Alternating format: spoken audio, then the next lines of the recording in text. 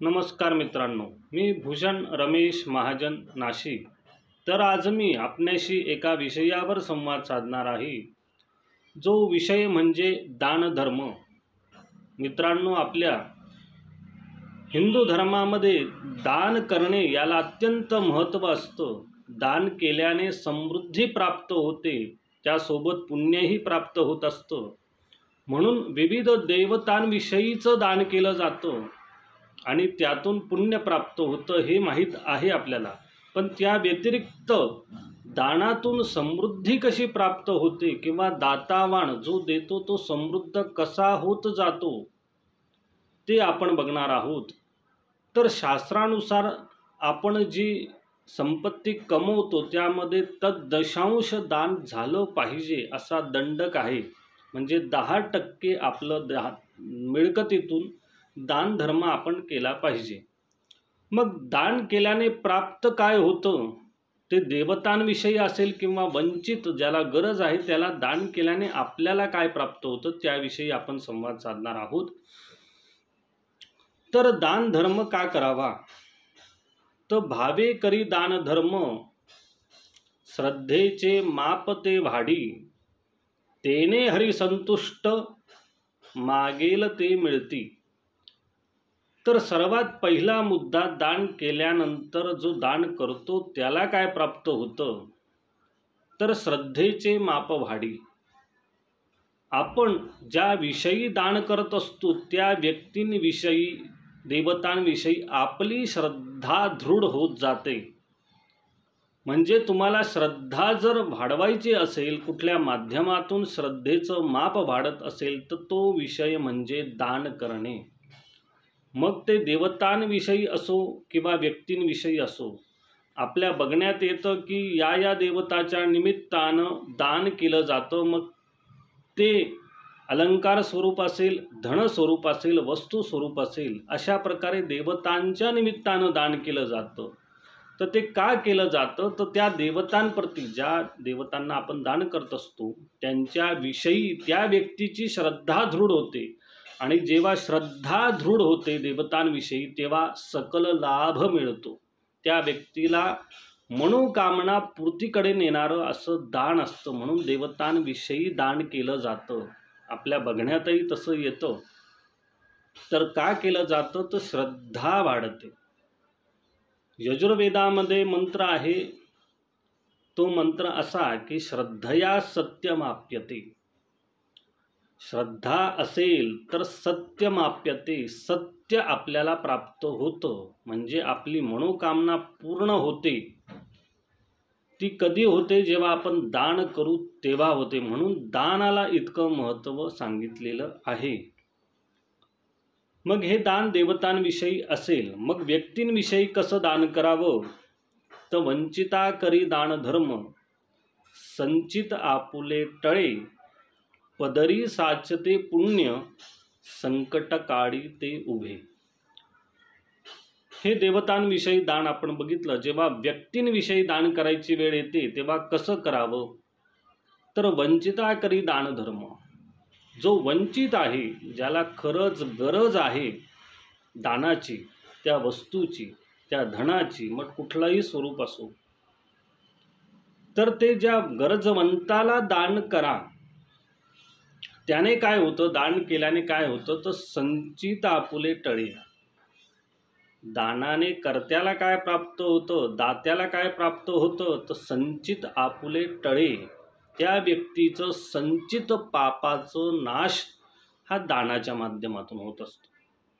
आपल्याला माहिती असतं की पूर्व सुकृत ज्याला म्हणतात किंवा संचित ज्याला म्हणतात त्याचा विनाश झाल्याशिवाय इहस्थानामध्ये म्हणजे या आयुष्यामध्ये आपल्याला सुख प्राप्त होऊ शकत नाही, कारण संचित आपलं पाप असतं।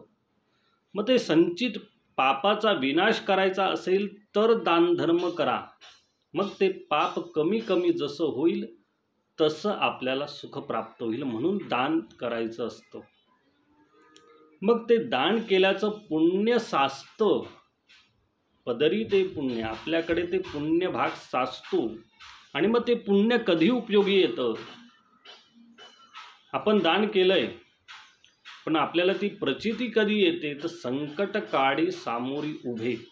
मग जेव्हा आपल्यावर संकट येतं, प्रसंग येतो, तेव्हा ते दान धर्म केलेलं पुण्य त्या संकटासमोर उभं राहतं आणि त्यातून आपला बचाव होतो. ते पुण्य तेव्हा उपयोगी येतं जेव्हा आपल्यावर संकट येतं, आपदा येते, विपदा येते, तेव्हा ते साचलेलं पुण्य जे दानधर्म करून मिळवलेलं असतं ते तेव्हा उभं राहतं. मग संकटातून आपण बाहेर पडतो. मग आपल्या तोंडी वाक्य असतं की काहीतरी पुण्य होतं म्हणून मी या संकटातून बाहेर पडलो. मग ते हेच पुण्य असतं जे दानधर्म करून मिळवलेलं असतं. आणि दातावान आपल्याला समज असा असतो की जो दान करतो मग तो त्याच्याकडे शिल्लक राहील का? आपण जर दान करत राहिलो तर आपल्याकडे राहील का? आपलं तर कमी होतं ना, असा एक समज असतो. पण जो दान करतो त्याच्या दुपटीने त्याला प्राप्त होत असतं. दातावान कधीच गरीब होत नाही किंवा त्याचं काही कमी होतं ही भावनाच नसते. कारण दिल्याने अनेक वाढतं हे आपल्याला माहिती आहे. आपण जेवढा दान करू त्याच्या दुपटीने आपल्याला प्राप्त होणार आहे. कारण दातावान दिल्याने समृद्ध होत असतो. दान दिल्याने अधिक आपली संपत्ती वाढत असते. फक्त ते गरजवंता लक्षणी दान झालं पाहिजे. कारण दातावान समृद्ध दिल्याने होत असतो. दानाची या योगी दानातून समृद्धीकडे व्यक्ती जाते. दिल्याने अनेक वाढे, दिल्याने अजून वाढतं, त्यामध्ये कमतरता होत नाही. मग ही दानाची कृती श्रद्धेचे बळ वाढवी. दान केल्याने काय होतं तर श्रद्धा वाढते. दक्षिणा श्रद्धा मापनोती श्रद्धया सत्य माप्यते. दान दिल्याने श्रद्धा वाढते आणि श्रद्धेतून सत्याची प्राप्ती होते. म्हणजेच इप्सित पूर्ण होत असतो. आणि श्रद्धा दृढ अंतरी श्रद्धा दृढ होते. मग ते देवतांविषयी दान केलं जातं. देवतांना अलंकार स्वरूप दान केलं जातं. दानपेटीत दान केलं जातं. हे का केलं जातं तर देवतांविषयी श्रद्धा अनेक वाढते. आपली गणपतीवर श्रद्धा असेल, गणपतीच्या मंदिरात अलंकार दान केला जातो. तेवढी आपली हे नसेल तर मग काय टाकलं जातं तर दानपेटीत पैसे टाकले जातात. मग ते काही का असे ना, ती श्रद्धा वाढवायचं माध्यम दान असतं हे लक्षात घ्या. दान दिल्याने त्या देवतांविषयी श्रद्धा होते आणि जेव्हा श्रद्धा वाढते तेव्हा काय होतं, श्रद्धे सकळ प्राप्ती. मग सगळ्याची प्राप्ती होते, मनोकामना पूर्ण होते. त्या देवतांविषयीचा भाव वाढतो, देवभावाची जागृती होते. एवढं दानाला महत्त्व आहे, दान धर्माला महत्त्व आहे. म्हणून भावे करी दान धर्म, म्हणून भावनेने श्रद्धा भावनेने दान धर्म करावा. सात्विक दान करावं. म्हणजे देणाऱ्यालाही वाटलं नाही पाहिजे की हा माझा अपमान करून मला दान देतो आहे. त्याचं पूजन अर्चन करून त्याला दान द्यावं. त्याला ही जाणीवसुद्धा होऊ देऊ नये की हा गरजवंत आहे म्हणून. ते सात्विक दान झालं. सत्व रज राजस दान कशाला म्हणतात, म्हणजे त्या व्यक्तीला अपशब्द बोलून त्याचा अपमान करून दान दिलं ते राजसी दान झालं. असं करू नये.